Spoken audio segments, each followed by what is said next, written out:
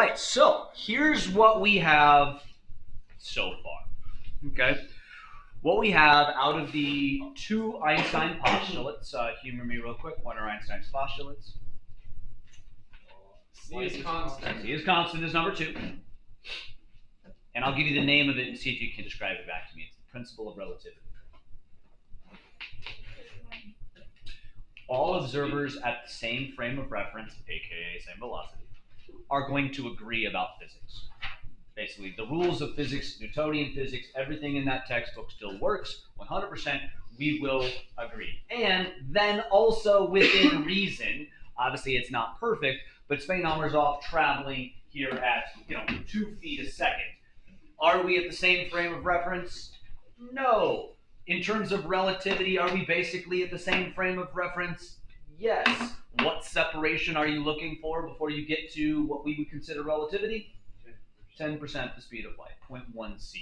Okay, lower than that, we're basically going the same frame of reference. So even if you're dealing with rockets that NASA is launching off at even tens of thousands of miles an hour, that is still considered non-relativistic, still same frame of reference. You're not going to see those type of effects. Real world effects that do in fact take place right now, satellites that go around have to go, we remember that circular motion stuff, have to go at a particular speed. That is a speed that does affect probably microseconds, okay? Which doesn't seem like much, but microseconds at that super high speed do have a bearing over time.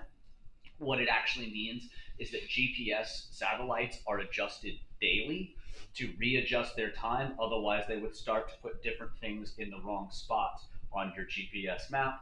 So this has to be readjusted due to relativity that regularly does take place. Okay, so we have 2 Einstein postulates. Out of those 2 postulates come certain things. The first one is time dilation. Okay? Time dilation. 2 objects traveling at different velocities are going to experience time differently. Okay. Then, of course, we ended up with length contraction. Okay. Usually, twin paradox is used to introduce length contraction, but that is not the paradox. What is the paradox of the twin paradox? It's that he comes back. What's the paradox, though? Like, what makes it paradoxical? Paradox is this next statement is true, this last statement was false. Okay, what is the paradox of the twin paradox? They see each other as like the same, but they don't end up the same. You're close right there. I would say it's generally with relativity. With relativity, there is no actual proper frame of reference. So it is equally okay to look at physics in terms of here's the planet, all right? Here's the planet, and speedo went out and came back, which of course is what we would naturally want to do, right? But the other frame of reference, which of course is speedo's frame of reference, if he has a window out the back of the ship and looks at Earth, is not that he went out and came back, but that Earth went out and came back, right? So the paradox is these motions appear symmetrical, and yet the results that we're seeing over here on the left side are not symmetrical, right? Everybody cool with that? The paradox, understanding what the paradox is, and you need to go over it again. Yeah. Well, but when the results are different, but technically, it's not different because you still have if they were holding the coffee, speedo, it would spill. What you're discussing is the solution to the paradox. Yes, they are. Oh, okay. So a paradox is based on the current rules. It appears to defy the current rules, right? The current rules here were both of the 2 of these situations appear, from relativity standpoint, to be completely symmetrical to one another, and yet the results are not symmetrical. You are correct. The solution to the paradox is that they are not symmetrical, like you say, because of the coffee. That enters very briefly and is the only brief touch that we'll actually get into. Well, that's actually not true. There's a quick, fun conversation about general relativity at the very end of this that we'll discuss very, very briefly as well. But the main discussion of over to general relativity. So special relativity, velocities are always constant. Okay, General relativity, here we go with acceleration. Now we're going to deal with acceleration, what would cause acceleration, blah, blah, blah. And we'll see that very, very briefly at the end, kind of a touch in the pan, as it were. All right. So from this, I say that I'm going to jump the shark, like, meaning I'm going to like talk about like kind of this next idea. I'll be fair, the book actually jumps a little bit more, and you'll see that in the notes in just a second, because it doesn't talk about this, which I think is utterly, this is the end of the conversation we had last year, and it's this.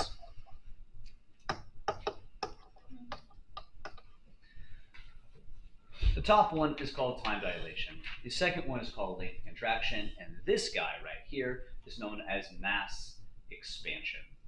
Okay, that actually the masses of objects change according to how fast certain things are going. I'm sorry. So let's say, for example, Speedo measures the weight of his rocket or the mass of his rocket. He finds the rocket, for sake of simplicity in numbers, is 1,000 kilograms. Obviously, that's way too small. Okay, 1,000 kilograms. He's on Earth. It's on a scale.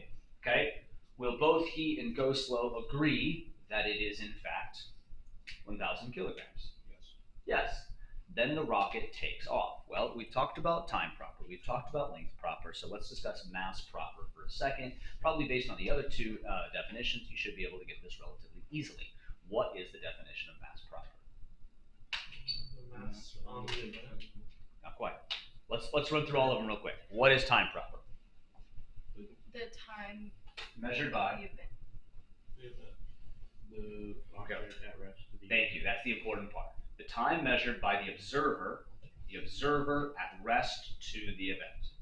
Right? Okay. What's length proper? Length measured by the observer at rest To the length. To the length. Which is why, and that's important for the twin paradox the other day, that's why Speedo got time proper. He was at rest to the event, but Go Slow got length proper because the length, excuse me, talking about a mouthful here, the length to the next planet is not at rest for him. He's moving through that distance, right? So Speedo is the one at rest to the length. So Go Slow is at rest to the length. So Go Slow gets length proper, right? So time, the person at rest at the time. Length of the person at rest to the length. So The mass. Mass to the That is of the person. to the mass. So when that 1,000 kilograms of the rocket gets up and takes off, who is at rest to that mass? Or I mean the Speedo dude. Speedo. Versus on the rocket, Because he's meaning on, yeah. that they somehow had some weird way of measuring mass while they were in motion, without scale, without gravity, without whatever, some other means that we don't necessarily have. How big should he expect the rocket to be? 1,000 kilograms, just as it was when it was on Earth. But who will see mass expansion? Go Slow. Okay. This finally enters us into a really cool conversation of why can't we break the speed of light? And as I did with both the muon example and the barn door example, I'm going to explain it from both perspectives. One perspective is definitely easier, although you might not like it, and it is simply your perspective. Sorry, it's the perspective of the person on the ship. So here we are. We're going to say, here's the planet, okay? Here's us, okay? And here's the rocket, and people are on the rocket ship. And the rocket ship's going to go 99% the speed of light. All right. So let's start with the perspective of the people on the rocket ship. And people always want to ask, well, what if you were close to the speed of light? What would you see? And that is a misguided view of relativity. Because why is that a misguided view of relativity? Because it always It's always C. Right. The discussion of, well, what if we were going 99% the speed of light? Who's seeing them go 99% the speed of light? an observer. We are, but we're not on that ship. So if we are on that ship, how fast do we see light go? 100% the speed of light. That's how fast we see light go. So by that extension, how fast are they going relative to light? 0. If if you want to think about it like this, you are always at rest to light. No matter how fast you go relative to somebody else, you're always at 0 compared to light. You cannot get any closer. You know, I always try to say if you want to try to talk about getting to 90% the speed of light, first we got to get to 1%. We don't know how to do that yet.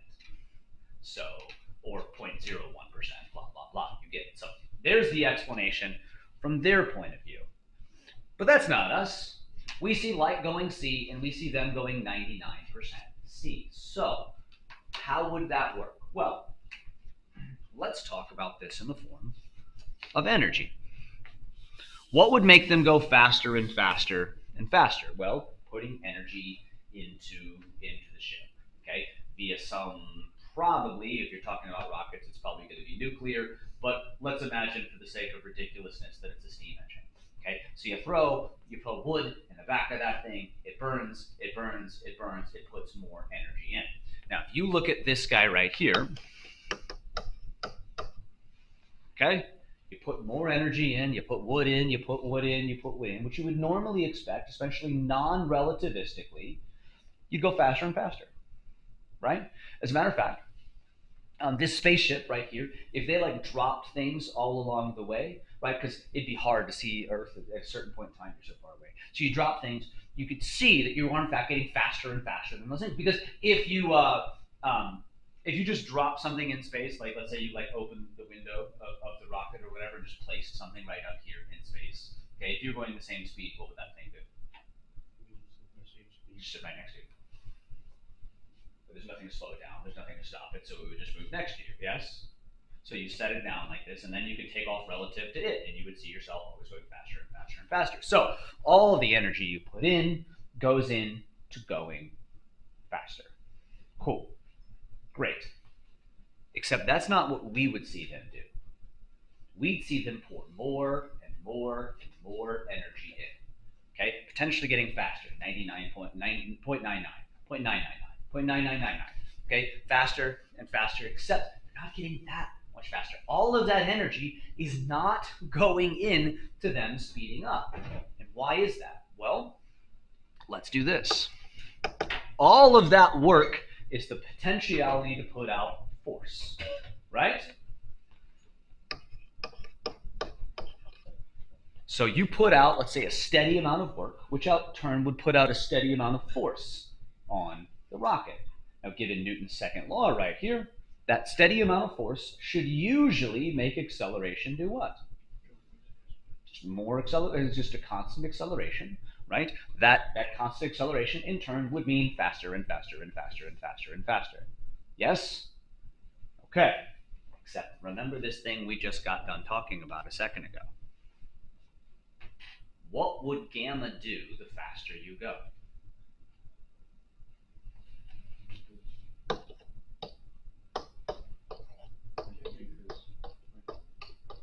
Okay. Let's talk a little bit of calculus here real quick, a little bit of limits. Okay. As v approaches c, then v squared would approach c squared. Obviously, that's going to be difficult to do, but what would this approach? So no. This guy here, 1, and then 1 minus that would approach 0. The square root of that would make it harder, actually, because it would actually make the number small. It's just a fraction, so it's going to make it bigger. But you're dividing by a bigger number, which makes the overall smaller. But that being said, this is headed towards 1. The bottom is headed towards 0. So as you get v closer to c, then gamma is headed towards. If you get closer and closer to 0, what's the whole thing become, guys? Heads towards infinity. Or, if nothing else, obviously infinity is a very big number, a bigger and bigger and bigger and bigger and bigger number. Yes? So as you approach the speed of light, from our perspective, we've already discussed their perspective, we're watching this ship, we're seeing them, we've got a feed or whatever that we can look, we can see them feed energy in, we know they're feeding energy in, they know they should be going faster, except we don't see them going that much faster. As a matter of fact, what we see is since gamma is going up, okay, let's say it goes, let's just make it easier on us, it goes from 2 to 3 to 4 to 5. Well, at 2, its mass is now 2,000. At 3, its mass is 3,000. At 4, its mass, well, what are the properties of mass? two properties of mass? The two things. Gravitational and inertia. Let's focus on the inertia part because it's already up here. As inertia, aka mass, gets bigger, unlike what we said earlier with a steady force giving us a steady acceleration, more mass kind of limits again here. As this number gets bigger and bigger and bigger and bigger, this number is going to head towards 0. And what does 0 acceleration mean? Not changing velocity. So will this person from our perspective ever be able to approach C? No, because from our perspective, their mass is headed towards infinity. And as their mass gets bigger and bigger and bigger, it heads towards infinity. Acceleration heads towards 0. The closer they get to C, the more they can't get to C. The harder it is to push through this particular mass right here. And the highlight of this whole thing is that they've been punching in energy the whole time. From their perspective, energy is going here. Or actually, let me play that out a little bit differently.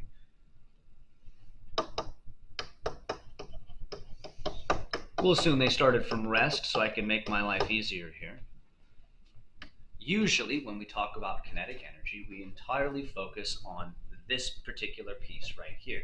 When I say they were getting more and more kinetic energy, you go, oh, that means faster. Except, are they going that much faster here? No. So some of the energy is still going into a little bit more speed, but most of the energy is going into changing that guy. Meaning, energy and mass are interchangeable. Energy and mass are the same thing. Or,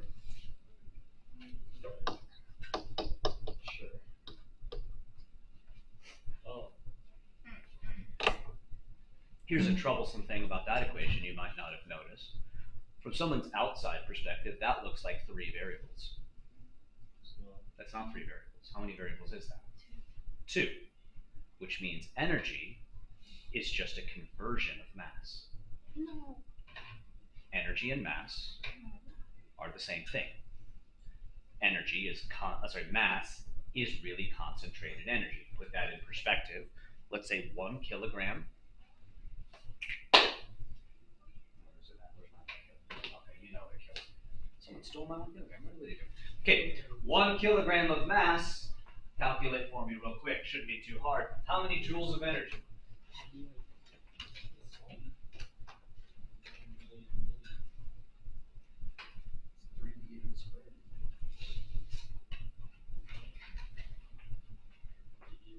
Nine times 10 to the 18. 16. No, you're right. 16. My apologies. 9 times 10 to the 16.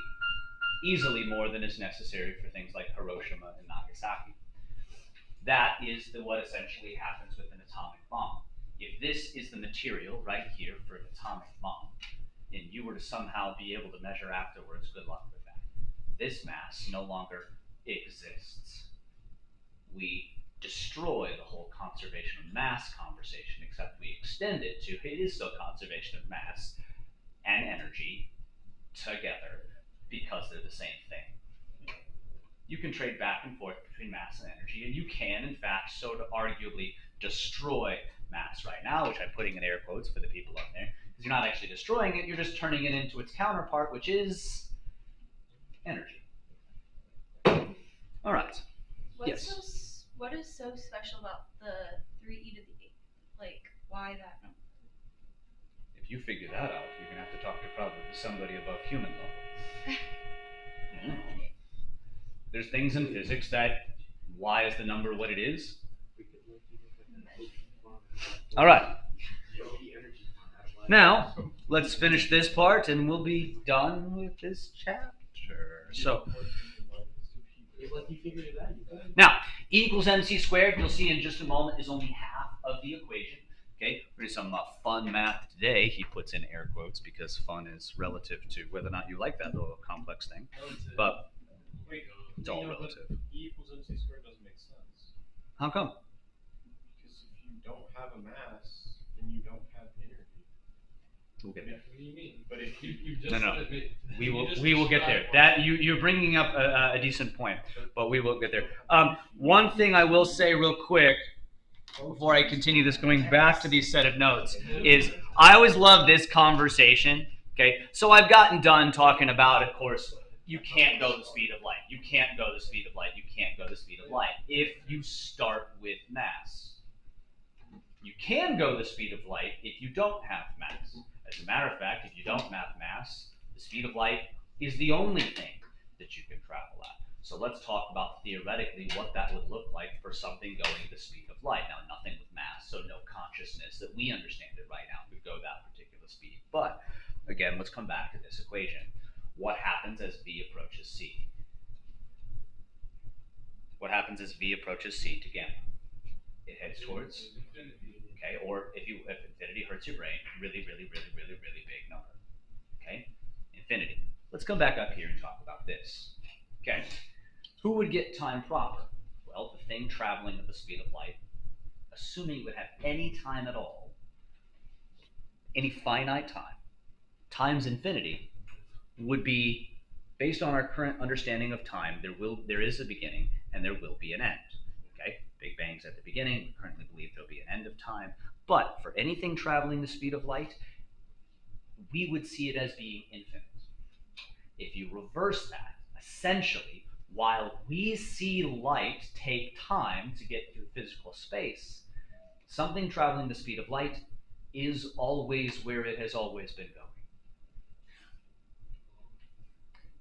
To basically put it a little bit simpler, the light that originates at the sun, and it would take time, 8 minutes, for it to get to a plant here on Earth, from our perspective. From light's perspective, it exists, it's in the plant. Now, as a matter of fact, something traveling the speed of light would have no conscious understanding of what time even is. Everything is now. All points in time. If there has been light traveling, and theoretically there is, if there has been light traveling from the beginning of the universe and will cease at the end of the universe, this light has done all of that now. For its perspective. Now, for our perspective, it has taken millions, billions, and whatever amount of years. But from its perspective, now, it has always been at the beginning. It has always been at the end. It has always been everywhere in between. And it would not understand time as we understand it. We perceive time, we see stuff go through time. It would see everything now. How did you get that from that equation again? This is infinite. Yes. So any amount of time would be time proper for it. Yeah. Sometimes infinite is infinite. This is what we would see this thing do. Okay, now, on top of that, the thing traveling the speed of light. Again, we're pretending gamma is infinite. We discussed the other day, the universe is big. Big is an understatement. However, it is finite. Meaning, finite number divided by infinity, 0. That's why it's So something traveling, and this would make sense then why it would take absolutely no time whatsoever. Because, as big as it is, the entire universe, as perceived by traveling the speed of light, is 0. There is no space. There is no space, there is no time for something traveling at that speed. If this thing had any amount of mass, which it does in its life, but if it had any amount of mass, we would perceive it as being all of the mass that exists in the universe. So arguably the universe itself is this thing. Yeah, it's fine. Okay, and finally, if it has all the mass, it has all the energy, blah, blah, blah, blah, blah. Take that for what you will. All right, let's get to here. Relativistic momentum. This is the spot where I don't love that the textbook, I keep saying jump the, do you know what I mean by jump the shark? I keep using this phrase, and I should probably check to make sure you understand what the heck I'm saying. I kept saying that the textbook is about to jump the shark. Do you know what I mean by that? So jump the shark is a phrase discussing, it was specifically referring to Happy Days. Happy Days was a sitcom that was fairly normal, and then one season there was this like crazy thing where I think it's, oh gosh, what is his name? The Fonz gets on like a surfboard and jumps over a shark, meaning it was like it shifted from arguably kind of a reality premise to holy crap, this is actually like ridiculously fiction over the top. Okay, when I say that, what I am saying is okay, when I try to construct logic for you in physics, I try to start it from really basic ideas, connect them, and while it might not be easy, there is meant to be a general progression. Okay, jump the shark assumes that like, hey, there was like 3 to 7 steps or more that I probably should have connected it, but I just want to jump over to this kind of end result. You can kind of think of that like when if you were to ever watch a documentary about space, and they're like, black holes suck everything in, and you just go, okay. I mean, there's no logical explanation for why or anything. They haven't taught you why that would be the case. You just go, okay, I'll accept that, and then we'll use that particular piece to see where stuff goes from there. Does that make sense? But point is, the textbook like jumps from where we logically deduced time dilation as well as length contraction, and have this whole relativity conversation that is fairly based in already stuff that you know. This is where it jumps and goes, yeah, I don't want to show you everything, but let's go to here. All right, specifically, it's not bad if you use what I told you a second ago. If mass expansion is this, and momentum is m times v, right? Well, then it would track that we would see the momentum of the spaceship, this is us looking at the spaceship, as this right here. This is their mass, right? Times this is their velocity. Now, what you'll notice with this is, unlike regular momentum increases momentum linearly, right? So, for example, if you double your velocity, okay, if you double your velocity, momentum should double.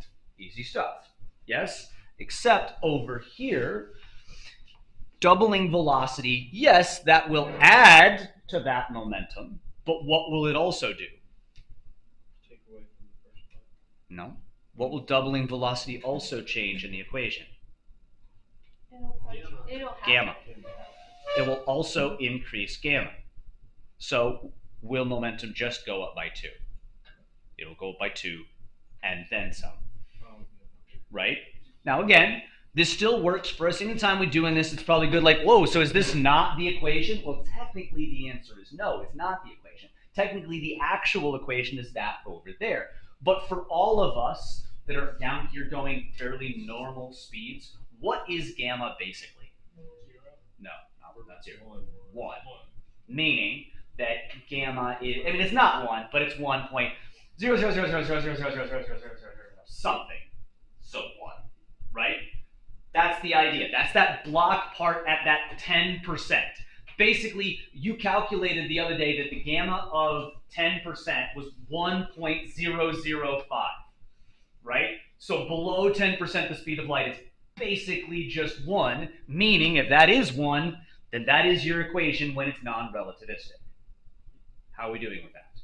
All right, so what are we getting out of that? Just what I said, momentum should go more than linearly increase. Now, who would perceive this momentum again? Us on Earth, because on the rocket ship, they're still non-relativistic. Because how fast are they going compared to the speed of light on the rocket ship? 0. So they're golden. They are still this. Even if they drop those things out the window, right, you would still see them as probably relative to those things less than that process. All right, so you observe a rocket moving towards you compared to the passage of time. Oh, I think this was the last one. Yeah, okay. And this is what we were just saying a second ago. For velocities vastly smaller than c, guess what this says? Well, basically, v squared over c squared is basically 0, right? 1 minus 0 is 1, square root of 1 is 1, and so basically what this says is for v less than 0, gamma is basically 1, so it's just equal to mv. All right, sadly Trent is not here today because this is the question that he was asking, and I'm not going to do all of the work necessarily to kind of show you where this equation comes from, but this is the equation that we were talking about before, meaning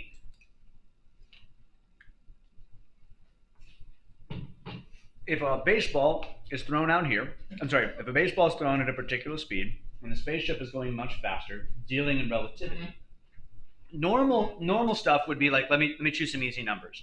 Okay, spaceship's going 10, baseball's going 5, Earth is 0. Okay, this is the conversation we did yesterday with Aiden. How fast should people on the spaceship see A going? So this is the velocity of A, velocity of the baseball, relative to B, the people on the spaceship. How fast would they see it going if it was 10, 5, and 0?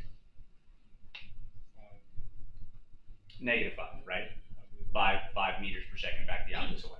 100%. That's regular relativity. But regular relativity doesn't help us when we do stuff like, hey, here's Earth, here's the spaceship going 99% the speed of light, and then that spaceship shoots out a smaller spaceship also going 99% the speed of light, right? We would say normal relativity says that we should see the tiny spaceship going what? 1.98, which is obviously 98% faster than we understand that it could be. So we need some new equation to calculate that in here. So yeah, this is normal relativity right there. There would be the equation for relativistic option right here. Now that's A and B. There's another equation for A compared to Earth. So let's say this. Here it is right here. Imagine A, okay? Imagine A right here is the tiny spaceship, and B is the big spaceship. Well, B compared to Earth was what? What did I say?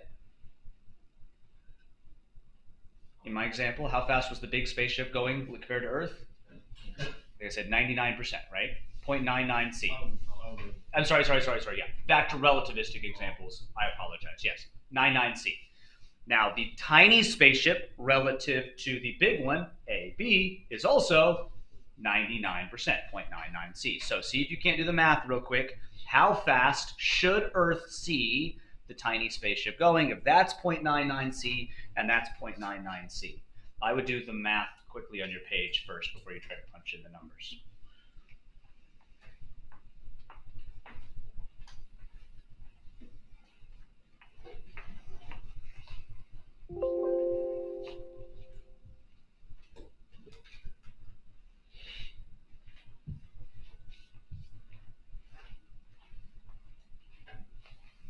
So it should be 0.99 C plus 0.99 C. Hey, look, there's your regular relativity of 1.98 divided by 1 plus 0.99 C times 0.99 C all over C squared. So I'm going to take 0.99 times 0.99, or 0.99 squared. And I get 0.98101. Okay, and that would be C squared, so that'll cancel with the C squared there, plus 1. And then I'll take this 1.98 divided by that, and you will get that we should see the tiny rocket going 0.999949 C. Now, obviously, that's very fast. But the key thing to point out here is how much faster is it? How much faster is it than what we saw the normal spaceship? Not much. Yeah, was it faster by... I mean, if we could see them in the night sky and actually pay attention to them, are we really going to notice that much separation between the two? No.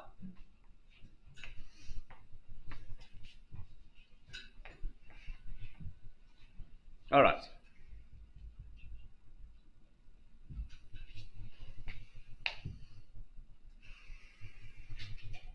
This is where we really jump the shark.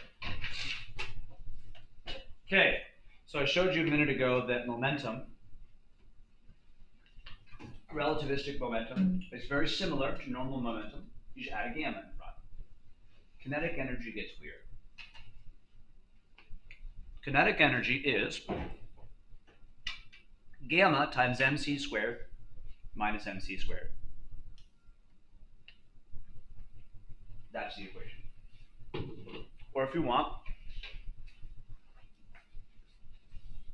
a little bit of algebra. algebra here. Are they going to do it? No, they're not going to do it. Okay. What is weird that appears to be missing from this that normal kinetic energy would have that's kind of predominant? No, I wouldn't say that's the weird part. What is the major way you control kinetic energy? Velocity. Or specifically speed. So what is weird that's missing from that equation? Speed. Is speed up in the kinetic energy equation up there? The answer is you can't see it. Where is it actually? It's in gamma. Correct. It's right here inside of gamma. Or if it helps, we'll factor out mc squared. This would be, oh, come on, mc squared times gamma minus 1.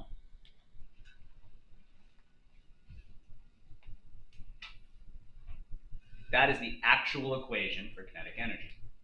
Now, what you will notice on this is a very interesting idea, and that is, what if we're not moving?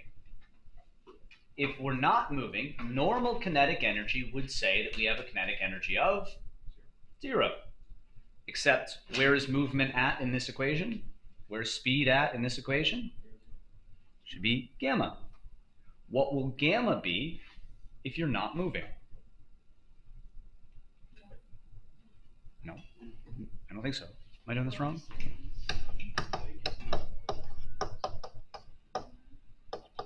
Yeah, it should be 1.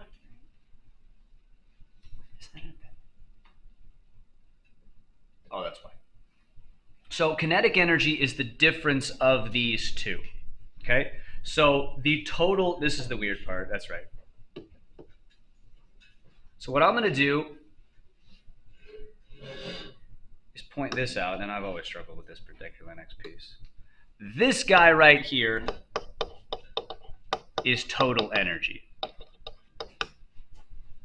Okay? This guy right here is known as rest energy. If I'm not moving, my kinetic energy should be 0. Okay? So if you think of this instead, and I don't know why they don't write it like this, kinetic is equal to the total minus mc squared, then the total energy is the kinetic plus mc squared. And if you're not moving, how much kinetic energy should you have? 0. Meaning that if you're not moving, your total energy is equal to, this is where the mathematical equation of E equals mc squared actually comes from. The equation of E equals mc squared is actually not complete. It is not in total. That is just actually, E equals mc squared is just the object's rest energy, which mostly works for us because I currently see this at rest. Yes? Since I completely see this at rest, this has an energy of mc squared. All it says is, if I then start to put energy behind it to give it kinetic energy, then its total energy will be its kinetic energy plus its rest energy right over here. And of course, that's what they try to show, but not nearly as quick, or a little bit quicker. Let's just do that and go. There it is right there. So this, all they're saying here is that this is rest energy. There you go. There's the rearrangement of what we just said. Total energy is kinetic energy plus the rest energy. So this equation, I was kind of doing it wrong earlier. That's not kinetic energy, that's the total. So you can get kinetic energy, all they're saying is take the total, subtract off the rest, and that's how much kinetic energy is left.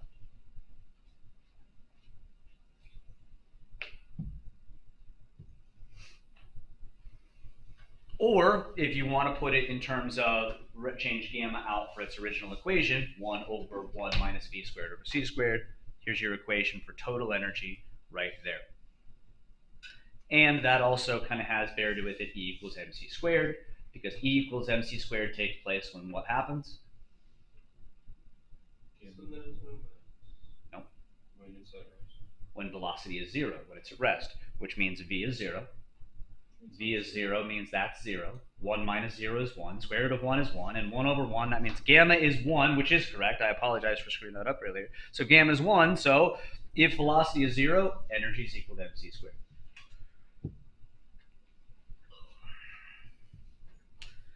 The equivalence of mass and energy is used all over the place in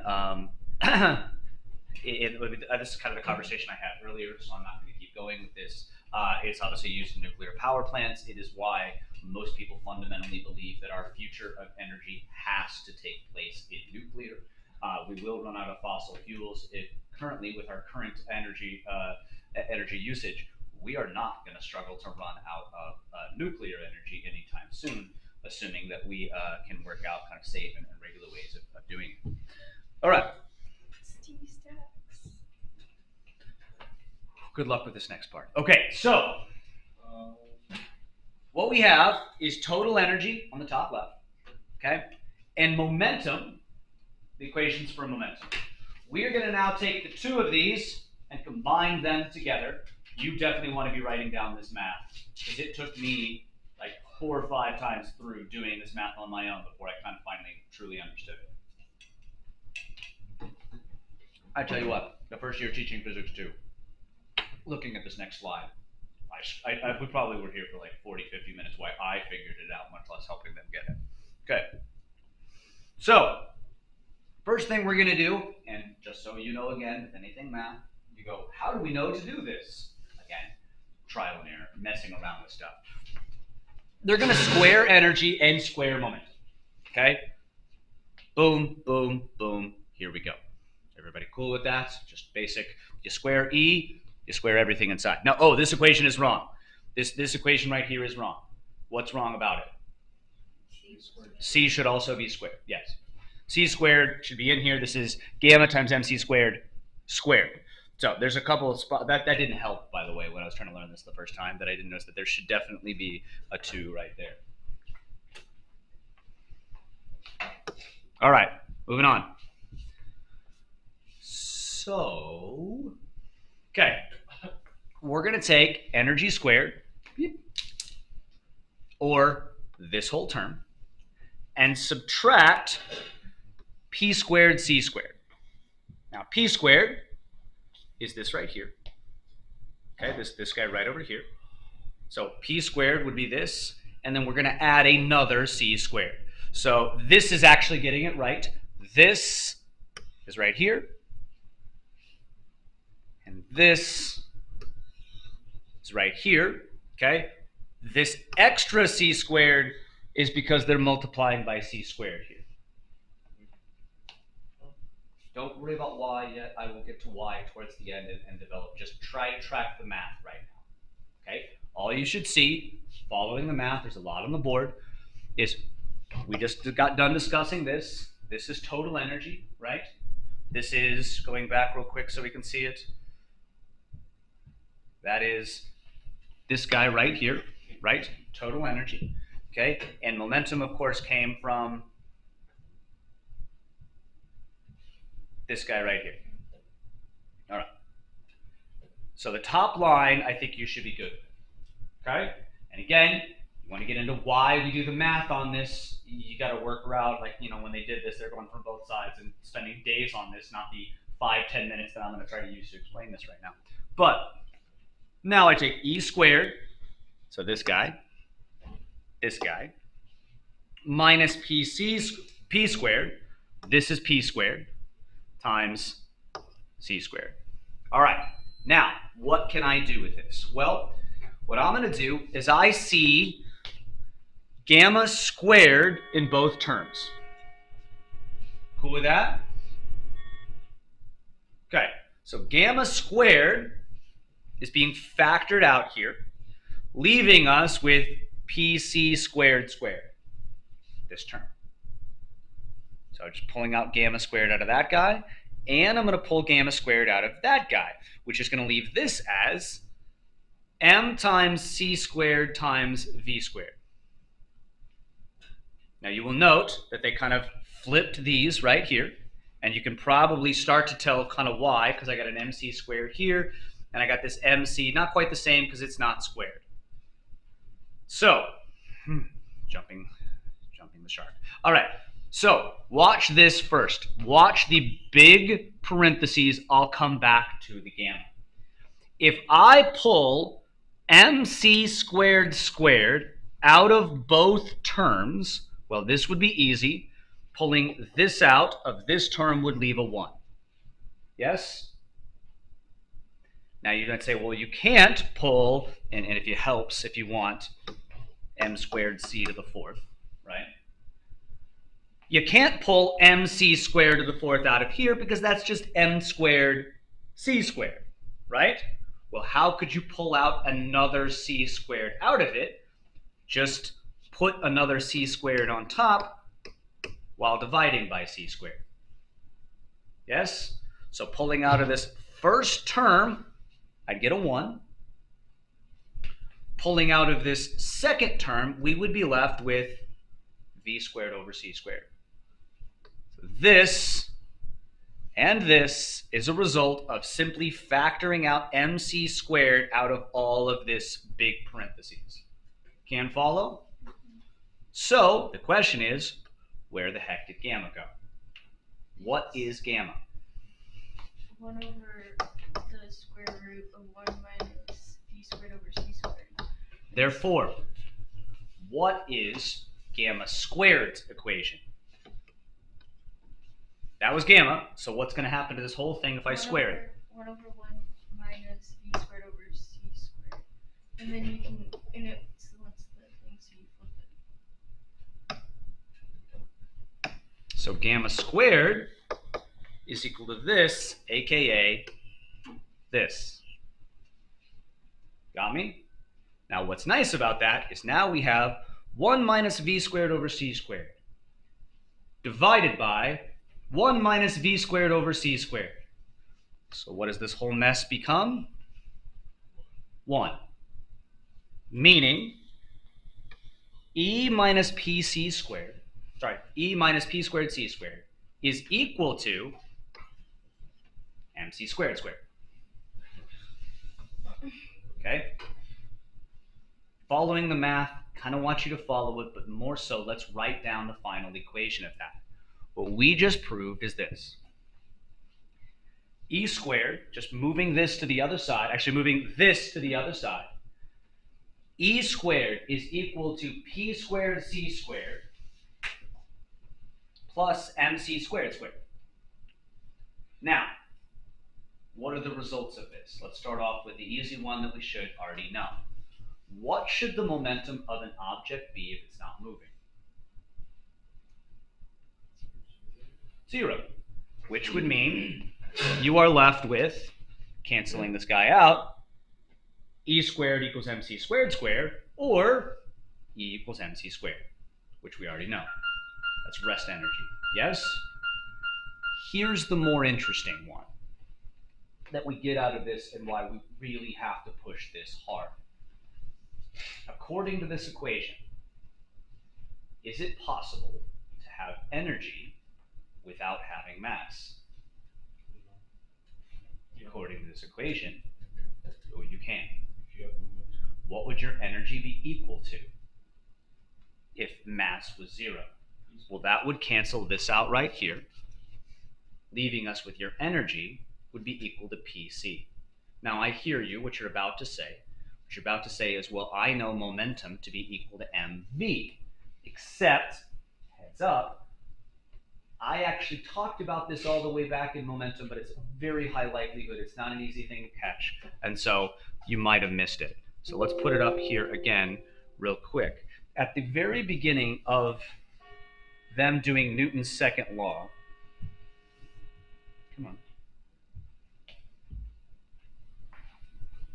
they did not write Newton's second law like we do. They did not write that. Or, if it helps, they did not write that. What they wrote is that the sum of forces is equal to the change in momentum over the change in time. Now, you look at that and you go, well, that would mean that it's got to have mass in it. Except no, it doesn't. Mass is nowhere in that equation whatsoever. right? What that equation says, if you remember back to the impulse momentum theorem, which is just this right here, is that basically a thing has momentum if when it changes, it produces a force. So let's say light is coming down, and it hits an electron. Would you expect, simply put, for the object to heat up? So did you expect then that the electron had force put on it to go faster? So based on that definition, the change in momentum of light caused a force, caused an impulse. Yes? So momentum is no longer defined as just mv. Momentum is defined as anything that can produce an impulse if changed. How are we doing? So the simple fact of the matter, the light comes down and heats up a piece of metal. Well, we know that metal heating up means it's going faster. Going faster means it had an acceleration. Acceleration means it had to put a force on that particular electron. So was the light able to produce a force on the electron? Yes. Therefore, based on this equation, does it have momentum? Yes. So you do not have to have mass to have momentum. And if that's the case, don't show it again, that's just terrifying. If that's the case, if it doesn't have mass, it can still have energy. Well, that kind of tracks, because does light have energy? And by that extension, by the way, we can go back to defining energy. What is energy at its heart? Well, what's the key concept around all of energy? Work. And work is force over displacement. So if you can do work, then you have energy. So does light have energy? Yes. So it can do work. It can do force. And if it can do force, it's change in momentum. So it doesn't actually require mass in order to have energy, in order to have momentum. How are we doing? It's a hard thing to get used to, I'm sorry. Now, all the equations I have given to you are still 100% accurate. A, for non-relativistic, and B, so you go, what is P equals mv then? That's the momentum for an object that has mass. There it is. What is the momentum for an object that doesn't have mass?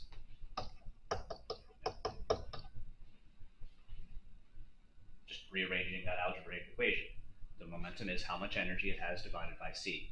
Now, just a heads up, because that's a little weird, this is the heart and the beginning of a conversation in quantum mechanics, okay? Which sounds way more complicated, this particular idea, than it is.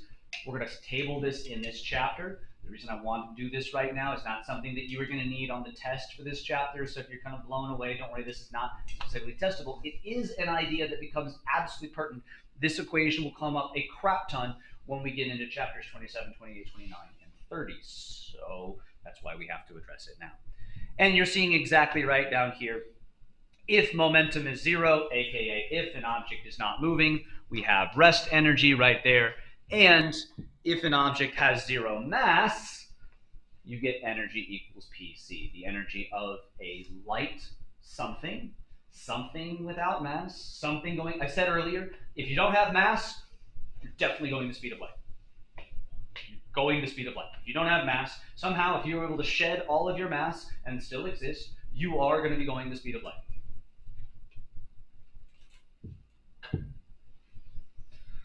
All right, let's talk about an EV real quick and how it's going to be particularly helpful in this next coming chapter, okay?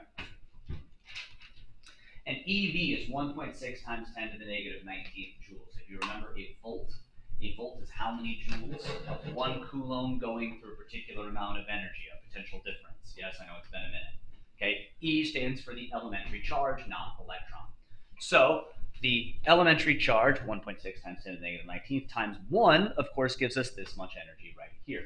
So what you're looking at right here is I am now plugging in the mass of an electron, 9.11 times 10 to the negative 31st. Okay? Times the speed of light squared. So this is the object's rest mass.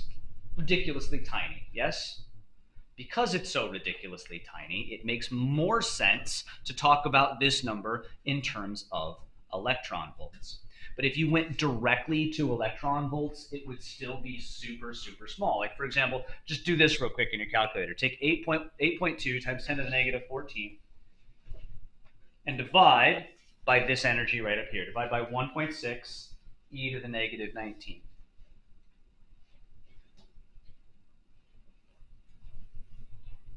$512,500 EV. So what we're going to start using is mega EV. It's a very common number to use. Mega is what power? 6. So yes, yes, and yes. 6 or million. So this is basically just saying 0.5 million EV. This is going to be a very common unit of measurement, mega EV. So it's important to know just how to go back and forth between the two. That is the rest mass of an electron. We'll get into this a lot more next chapter.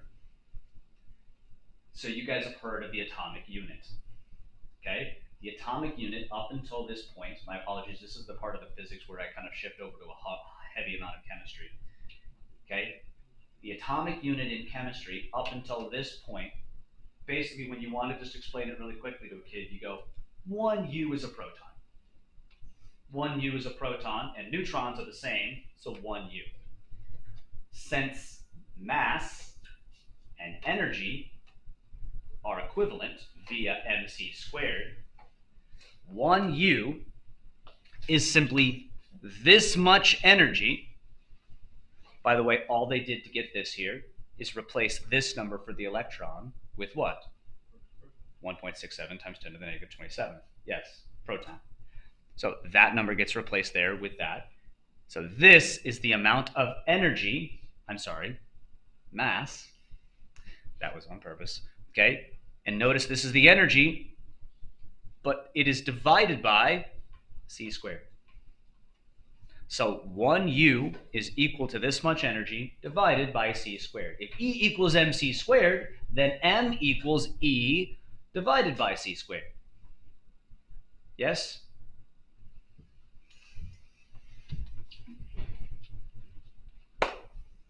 That right there is the mass of uranium, 235.04 U, or atomic units.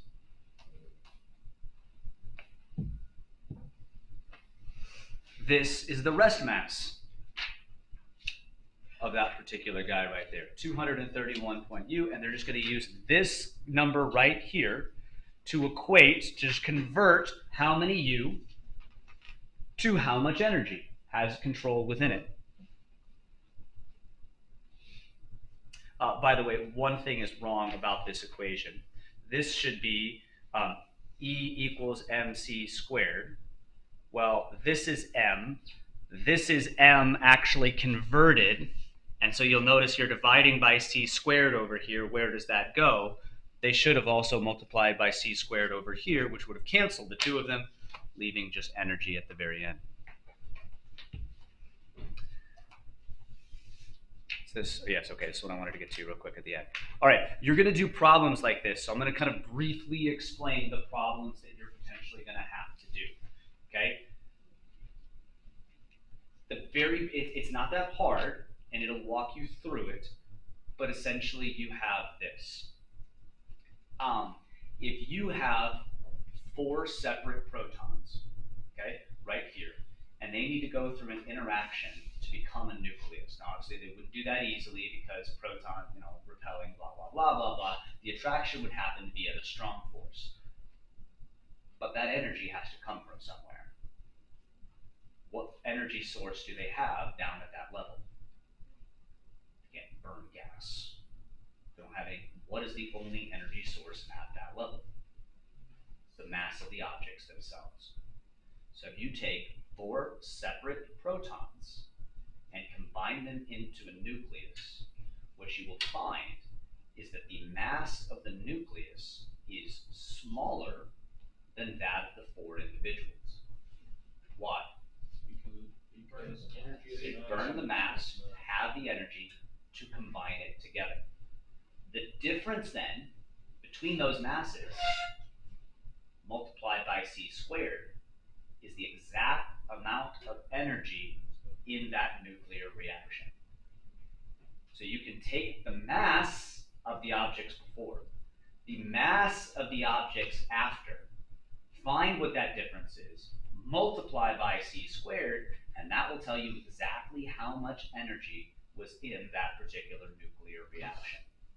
A lot of this math you'll see again in some coming chapters, so it's not a huge deal that you get it now, but I know there's at least one homework problem where you have to do this. Ooh, how are we doing right now? How are we feeling? You want to shake it out? We're doing, yeah, probably that's right. I'm sorry. Will you explain what happened in the second equation again? The one under the third one down. Yeah, absolutely. All they're doing right here is just the conversion that we did a second ago. Okay, I said I gave you this. Okay, and I said figure out how many EV that is. So you divided that by 1.6 times 10 to the negative 19. Yes, and you got 512, 500 EV. Yes. Literally all they did here. They took the number and divided by 1.6 because that's what this is just a conversion right here. The only difference between them getting 0.5 and you getting 500 is you used regular EV and they're using mega EV. If it helps, here, the number you got 512 or 511, I don't know exactly what it is. Let's say 511 EV, right? Putting that in scientific notation would be 5.11 times 10 to the 5th EV, right? Well, if they want to use mega, then they need this to be to the 6th, which means that needs to get one bigger, which means this needs to get one smaller to be the same number. So this is 0.511 times 10 to the 6th EV, and times 10 to the 6th is mega. So 511 EV is the same as 0.511 mega EV. It's just a conversion. Okay.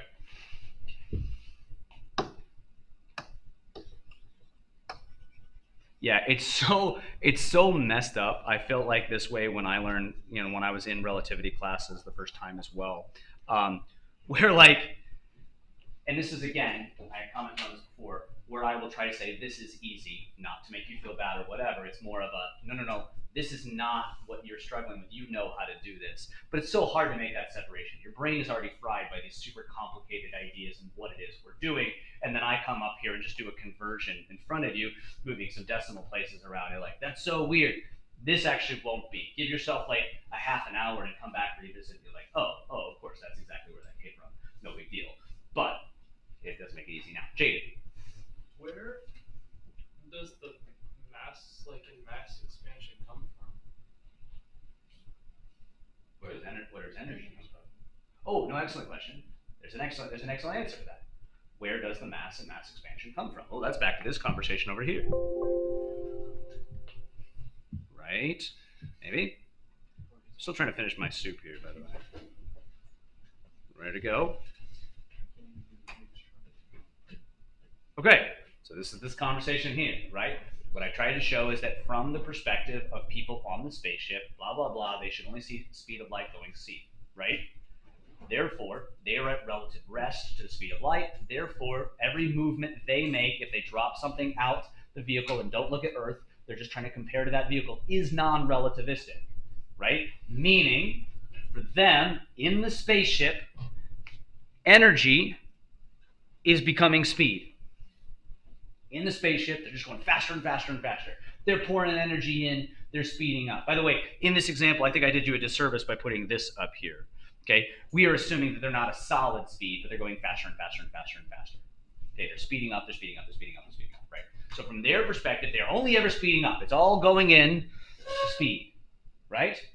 Okay, so from our perspective, we don't see that.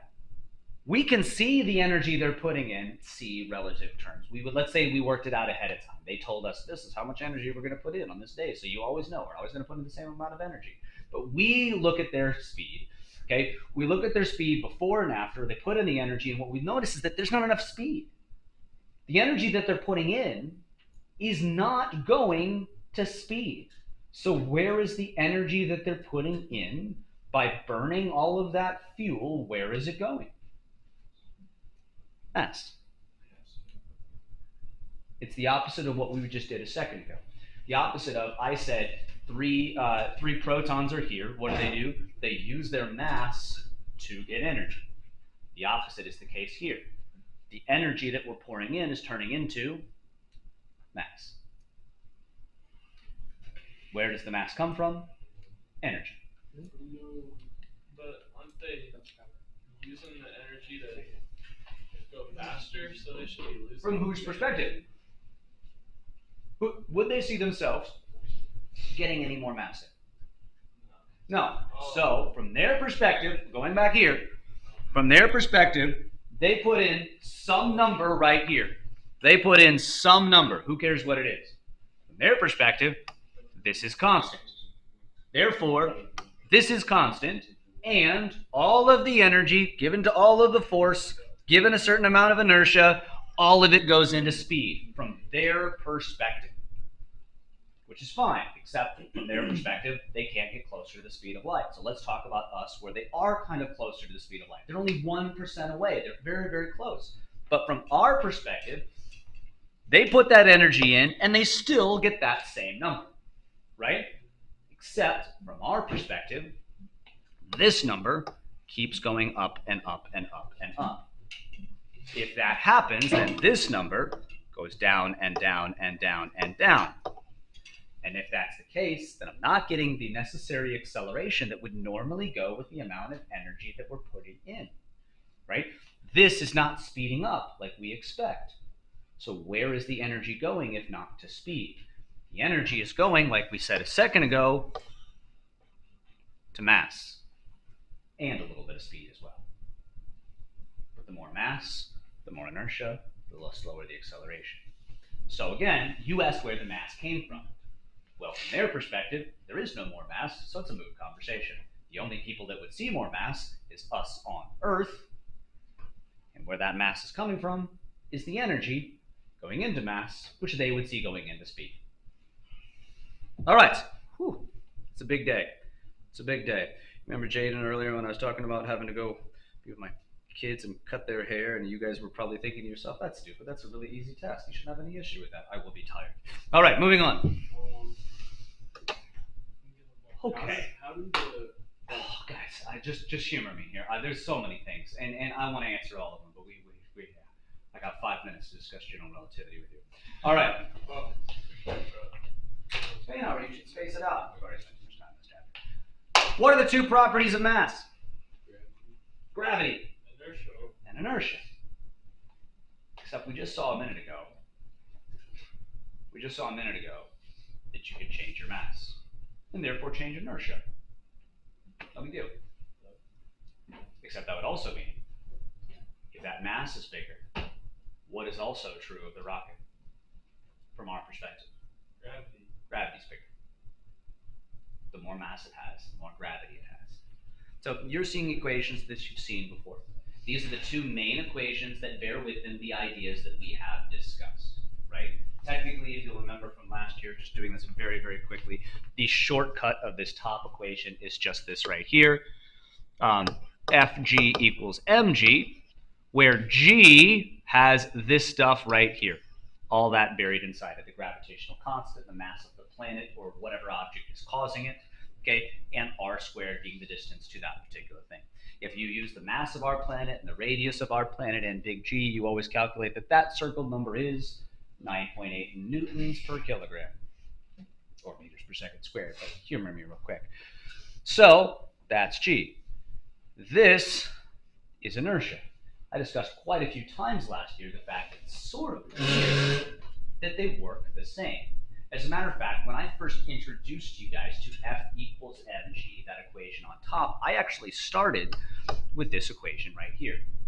What I said was, if you drop somebody off the side of a building, their mass, they're going to accelerate at 9.8 meters per second squared, and therefore we know that the force of gravity that would cause that is this number. And even if I'm standing here not dropped off the side of a building, you know that my force of gravity is that number, right? Meaning, I explained to you gravitational force of gravity by using inertial mass right here, just trading them back and forth. So we got G, there's the conversation we had just a minute ago. And here's the thing that you got. This equation comes from this. If you drop somebody off the side of a building, this should be Fg. So Newton's second law, sum of forces equals mass times acceleration. Boom, this is how much it should be. And force of gravity coming from this guy right here goes, so this is gravitational mass, and this is inertial mass, but we always see that acceleration being 9.8, which means inertial mass and gravitational mass are weirdly the same thing. Yes? Okay. Now, if you rearrange this, that means these are constant. As a matter of fact, that constant, as we understand it right now, is 1. Meaning, the acceleration that we should get if you drop somebody off the side of a building is 9.8. And inertial mass and gravitational mass are sort of the same thing. They're not any different. That's weird. So, imagine if you will, that you're in an elevator. Okay? This person's in an elevator. Okay? And they drop a briefcase. Now you'll notice that this elevator right now, okay, this elevator right now on this particular briefcase is in gravity. Okay, so because it is in gravity, what's the force diagram on this, or what's the force diagram on the briefcase? That's it, force of gravity. Now the elevator's not moving, it's just held in place. You'll notice that these two forces are completely equal on the elevator. That's particularly important. Okay, so you would say that what brings the suitcase to the ground is gravity, right? And you could measure its acceleration by distance over time. Fair enough? But what if we got rid of gravity entirely? All right. Well, now you're in space, and we're going to apply the force right here. As a matter of fact, we're going to apply the exact same amount of force, as this Newton right over here. But there's no longer gravity going down, right? So imagine you've got the person, you've got the thing, and I do a big tug over here on this guy. The whole thing, where it was going to be 0, would cause this to cause the whole thing to accelerate up. Yes? But what would it look like the briefcase is doing? Going down. At the exact same acceleration that this looks like over here. So over in this example, this thing accelerates because of gravitational mass. Why does this one accelerate? What's it actually doing? So the holding still, aka this one's accelerating the exact same amount because of inertial mass. So the thought process is, it's not weird that they're the same thing. They're the same thing. So here's the proof.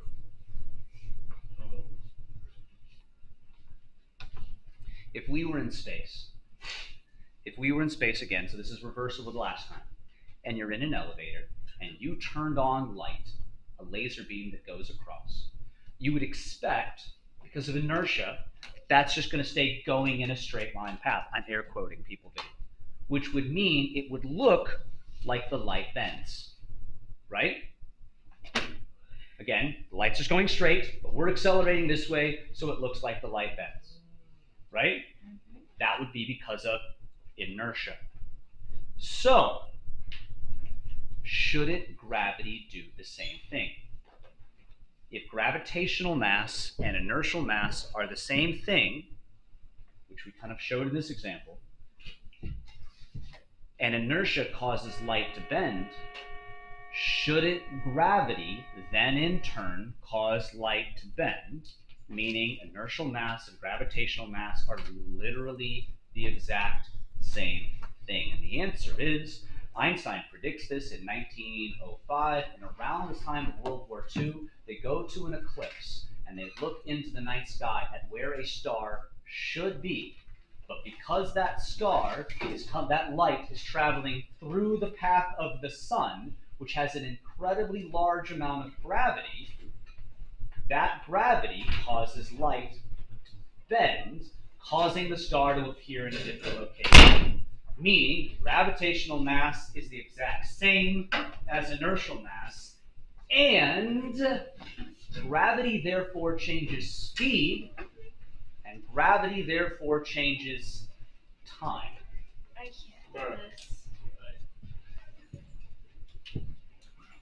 There's the conversation that I had a second ago about the sun redirecting. Wait, so does that mean Doctor Strange could be a space I wizard? know. Like a 5 minute. All right, I'm done with relativity. No, You're you're welcome. not. No, you're not.